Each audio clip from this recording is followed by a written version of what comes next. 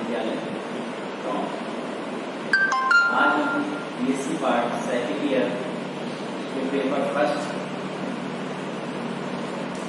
के अंदर टॉपिक है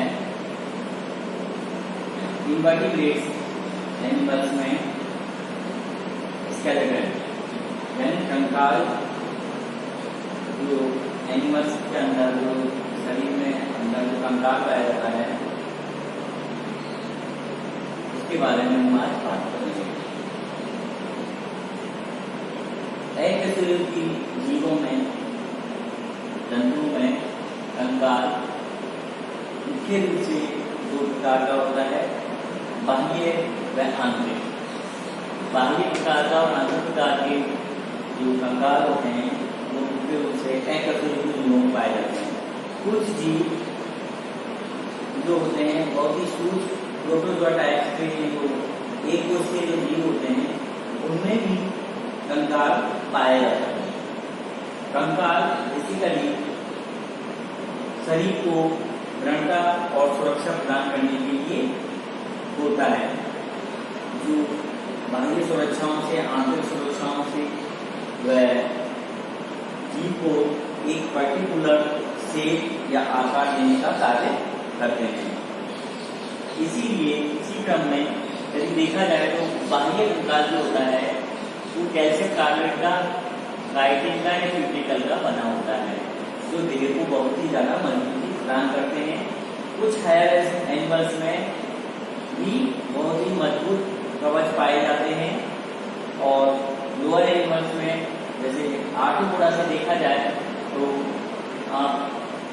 आर्थ्रोपोडा में और मोलस्का में, आर्थ्रोपोडा में जो इंसेक्ट्स होते हैं उनके अंदर काइटिन का ऊपर एक कवच, कठोर कवच होता है जो हर तरह से उनको एनिमल्स को सुरक्षा प्रदान करते हैं। मोलस्का के अंदर जो कैल्शियम कार्बोनेट कवच होते हैं जो बहुत ही कठोर और मजबूत कवच होते हैं, क्योंकि ये एनिमल्स बहुत ही सॉफ्ट और मांसल होते हैं, जो बाह्य जंतुओं से, छोटे मोटे कीट मकोड़ों से उनसे सबसे सुरक्षा प्रदान करने का कार्य करते हैं। उसी प्रकार यदि हम बात करें अंतः कंकाल की, तो अंतः कंकाल चाहे इनवर्टिब्रेट्स की बात करें चाहे वर्टिब्रेट्स की बात करें, ज्यादातर अंतः कंकाल सभी जीवों में पाया जाता है। मुख्य रूप से अंतः कंकाल का कार्य शरीर को शेप देना, एक पर्टिकुलर शेप और आधार प्रदान करना तथा फिजियोलॉजिकल वर्किंग में एक स्थान से दूसरे स्थान तक जाने में, आने में और भोजन को पकड़ने में आदि सभी क्रियाओं में काम लिया जाता है, जिससे क्या है पर्टिकुलर एक आकार बन जाता है शरीर का। शरीर का आकार बनने से हम पर्टिकुलर उसकी शेप एंड साइज को देखकर हम पहचान भी लेते हैं। यदि अंतः कंकाल नहीं होता तो सभी जीवों के साइज और आकार एक कपड़ों की पोटली के अनुसार बिल्कुल गोल गांठ के समान होते। तो कंकाल नहीं होता तो कोई आधार नहीं होता, कोई बेस नहीं होता, कोई सीधा खड़ा नहीं हो सकता था, ना कोई चल सकता था, ना फिर सकता, एक जगह स्थायी रूप से अचल या नॉन मोटाइल टाइप के जीव होते। तो अंतः कंकाल जो है आंतरिक दृढ़ता प्रदान करते हैं। जैसे अंतः कंकाल की बात की जाए तो शुरुआत के जीवों में यदि हम स्पंजों की बात करें तो स्पंज में जो कंकाल है आंतरिक प्रकार का वो कंटिकाएं होती हैं। ये कंटिकाएं मुख्य रूप से कांटे के नुमान नुकीली और पॉइंटेड होती हैं, जो समुद्र में पाए जाने वाले कैल्शियम कार्बोनेट के द्वारा ही अपना अवशोषण करती हैं पानी से और शरीर में उनका निर्माण करने में, शरीर में मीजेनकाइमल जो कोशिकाएं होती है वो इनकी हेल्प करती हैं। उसी प्रकार कुछ प्रोटोजोआ में रेडिकुलेरिया प्रोटोजोआ होते हैं, उन्हीं में जो कंकाल पाया जाता है वो सिलिका का बना होता है। कई बार इसीलिए इनको रेडिकुलेरियन कोड भी कहा जाता है। वो बहुत सारे सिलिका का निक्षेपण करते हुए बड़े बड़े स्टोनी फोरस टाइप के बना देते हैं। अब हम बात करें कि इस कंकाल में यदि प्रोटोजोआ में बात करें तो प्रोटोजोआ में मुख्य रूप से gelatin, cellulose, pseudochitin, lectin, silica, calcium carbonate, lorica, Arcella आदि में सब में ये कंकाल पाए जाते हैं। और ये जो आर्सेला के अंदर जो टेस्ट पाया जाता है वो सिलिका का बना होता है, और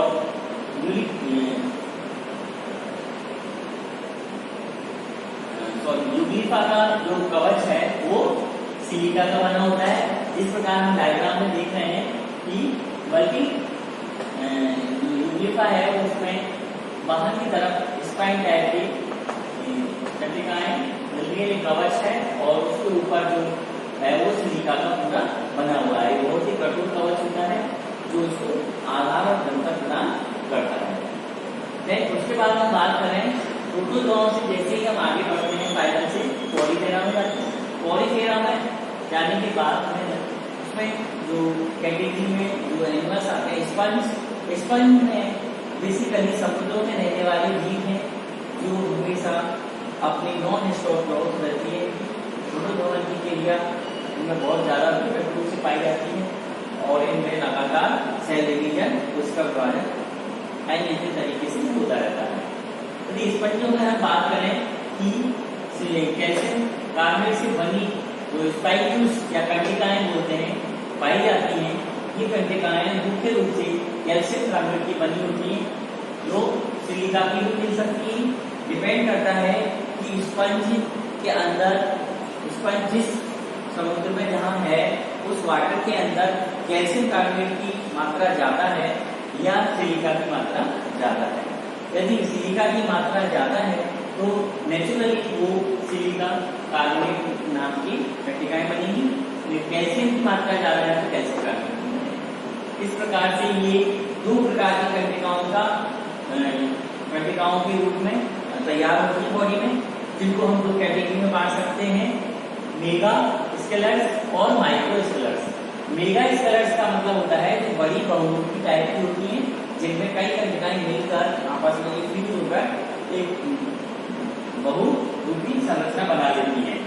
माइक्रो स्केलर्स जो कि छोटी और टाइप की होती है, जिसमें हम बात कर सकते हैं मोनोएक्सोन सिंगल एक पॉइंटेड संरचना। ए और बी मोनोएक्सोन्स हैं, और सी और डी मेगा स्केलर्स यानी रिकवर्ड सी टाइप, और पॉली स्केलर्स यानी बहुत सारी कंटिकाएं आपस में फ्यूज होकर एक बना लिया है मेगा स्केलर्स का टाइप का। कुछ कंटिकाएं ट्रायंगल शेप में यानी टेट्रा एक्सॉन्स के रूप में या पेंटा एक्सॉन्स के रूप में या ट्राइरेडिएट्स के रूप में, कुछ ऊपर से लोड नुमा संरचना ब्लंट जैसी संरचना होती है जिन्हें पैरालिक्सॉन्स भी कहते हैं। इस प्रकार कंटिकाओं का क्लासिफिकेशन देखा जाए तो A to Z I तक डिफरेंट टाइप्स की कंटिकाएं पाई जाती हैं। अब हम बात करें कि कंटिकाओं का निर्माण उनकी स्पंज जो सेल्स हैं उनमें कैसे होता है, तो बेसिकली इसमें दो कॉन्सेप्ट हैं।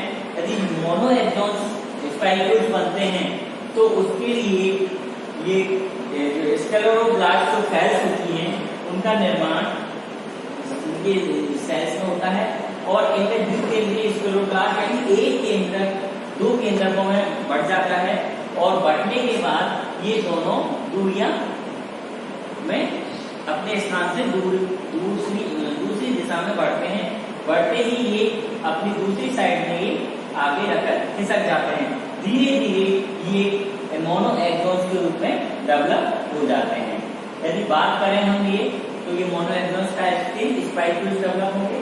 देन सेकंड यदि हम बात करें तो इसमें पॉली ट्राइएक्सॉन स्पाइक्यूल्स, इसमें बल्क में यानी सेल्स जो होती हैं फ्यूज होते हैं, और वो लगातार विभाजित होती हुई फ्यूज रहती हुई आगे की ओर बढ़ती है, ट्राइएंगल में अपनी स्थिति को बना लेती है। इस प्रकार ये ट्राइएक्सॉन स्पाइक्यूल्स का निर्माण हो जाता है जो स्पंज या कंटिकाओं का निर्माण करते हैं। बेसिकली इस प्रकार हम ये बात करें तो पॉलीफेरा का सबसे जो इम्पोर्टेंट कैरेक्टर है वो है स्पाइक्यूल्स या कंटिकाओं का मिलना। ये कंटिकाएं इन एनिमल्स के लिए बहुत ही वरदान साबित है। ये सर्वाइव करने में सबसे ज्यादा इनका अहम रोल होता है। सबसे इम्पोर्टेंट एक तो दूसरे शत्रुओं से अपनी रक्षा करना, बाह्य सुरक्षा प्रदान करना। यदि भोजन की आवश्यकता है तो इनकी स्पाइकुल्स जो कटिकाएं हैं, mono, axon, di, dimer, tetra, penta, hexagonal, इस प्रकार की बहुत सारे वेराइटीज में जो मेनी टाइप्स ऑफ स्पाइकुल्स जो होते हैं, ये डिफरेंट टाइप की सरफेस पर इनकी बॉडी पर पाए जाते हैं, जो समय समय पर भोजन को पकड़ने में या उसको फंसाने में, इस प्रकार की एक्टिविटी में ये अपना सहयोग लेते हैं और भोजन को आसानी से ग्रहण कर लेते हैं। और दूसरे शत्रुओं से भी अपनी रक्षा करने में उनका अहम रोल होता है। बहुत ही कठोर और हार्ड होते हैं क्योंकि इनकी नेचर कैल्शियम कार्बोनेट की बनी होती है, जो बहुत ही हार्ड होती है। ये दिखने में ये ऐसे लगते हैं जैसे कोई निर्जीव बॉडी सरफेस है।